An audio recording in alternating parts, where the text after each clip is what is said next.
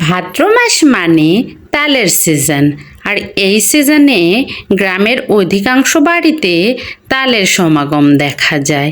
আর প্রত্যেকটা বাড়িতে কম বেশি তালের পিঠা বানানো হয়। আজকে আমি আপনাদের সঙ্গে শেয়ার করব তাল থেকে সহজভাবে তালের রস বের করে তালের পোয়া পিঠার রেসিপি, যেটা দেখতে সুন্দর আর খেতেও ভীষণ মজা। আমি যেভাবে তাল থেকে রস বের করব সেটাই আপনাদের সঙ্গে শেয়ার করব। তো প্রথমে এখানে একটা তাল সুন্দরভাবে ধুয়ে নিয়েছি, তো তালের খোসাটা ছাড়িয়ে নিচ্ছি। তারপরে তালটাকে 3 ভাগে ভাগ করে দিলাম, 3টা বীজ রয়েছে এর মধ্যে। আর পরিমাণ মতো একটু পানি দিয়ে দিলাম। পানিটা দেওয়ার পর তালটাকে সুন্দরভাবে একটু হাত দিয়ে মথে নিচ্ছি যতটা সম্ভব। তাল মথার সময় বোঝা যায় কি একটা কষ্টকর কাজ, হাতের 12টা বেজে যায়।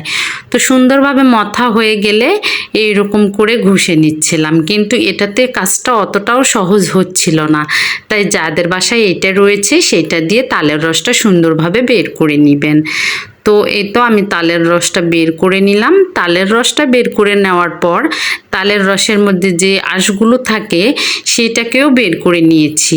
তারপরে এখানে আমি পাতিলে কিছুটা পরিমাণ দুধ নিয়েছি, দুধের সঙ্গে তালটা অ্যাড করে দিলাম। তালের যে রসটা সেটা অ্যাড করে দিয়েছি, আর পরিমাণ মতো এখন চিনি দিয়ে দিচ্ছি। চিনিটা যে যেমন মিষ্টি খাবেন সেই হিসাবে দিবেন। তো চিনিটা দেওয়ার পর এটাকে অনবরত নেড়ে চেড়ে একটু জাল করে নিচ্ছি। তালটা যখন সুন্দরভাবে জাল করা হয়ে গেছে তখন একটু ঠান্ডা করে একটা বাটিতে নিয়েছি। তালের রসটা কিন্তু পুরোপুরি ঠান্ডা হয়নি, কুসুম কুসুম গরম রয়েছে। এর সঙ্গে এখন অ্যাড করে দিচ্ছি 2 কাপ পরিমাণ চালের গুঁড়ি আর 1 কাপ পরিমাণ দিয়ে দিব ময়দা। তারপরে এটাকে সুন্দরভাবে একটা মিশ্রণ তৈরি করে নিব। পিঠার জন্য যে মিশ্রণটা, আটাটা আমার একটু বেশি হয়ে গেছিলো, তাই আবারও কিছুটা পরিমাণ তালের যে রসটা সেটা দিয়ে দিলাম।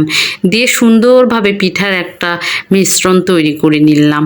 পারফেক্ট একটা মিশ্রণ। পারফেক্ট মিশ্রণ না হলে কিন্তু পিঠাগুলো পারফেক্ট হবে না। তো কড়াইয়ের মধ্যে তেল দিয়েছি, তেলটা গরম হয়ে গেলে প্রথমে একটা পিঠা বানিয়ে নিচ্ছি, দেখি কেমন হয়। তো এই তো পিঠাটা অনেক সুন্দর ফুলেছে, পিঠাটা একদম পারফেক্টই হয়েছে। আর এই পিঠাটা বানানোর সময় অবশ্যই আপনারা দুধ দেওয়ার চেষ্টা করবেন, তবে পিঠাটা খেতে অনেক বেশি মজা হয়। আর দেখা যায় অনেক তালের মধ্যে একটু তিতে ভাব থাকে, দুধ দেওয়ার ফলে সেই তিতে ভাবটা থাকবে না, পিঠাগুলো খেতে অনেক বেশি মজা লাগবে।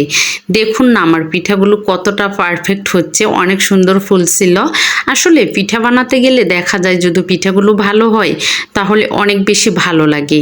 তো আমি পরপর সবগুলো পিঠা এভাবে বানিয়ে নিচ্ছি। তো এই তো আমার পিঠাগুলো বানানো হয়ে গেছে। তালের এই পিঠাটা কিন্তু খেতে অনেক বেশি মজা লাগে। এটাকে বলা হয় তালের পোয়া পিঠা। কার অঞ্চলে কি পিঠা বলে অবশ্যই কমেন্টে জানিয়ে যাবেন।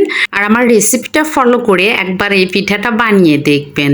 আমার ভিডিওটা যদি ভালো লাগে অবশ্যই লাইক কমেন্ট শেয়ার দিয়ে সবাই পাশে থাকবেন।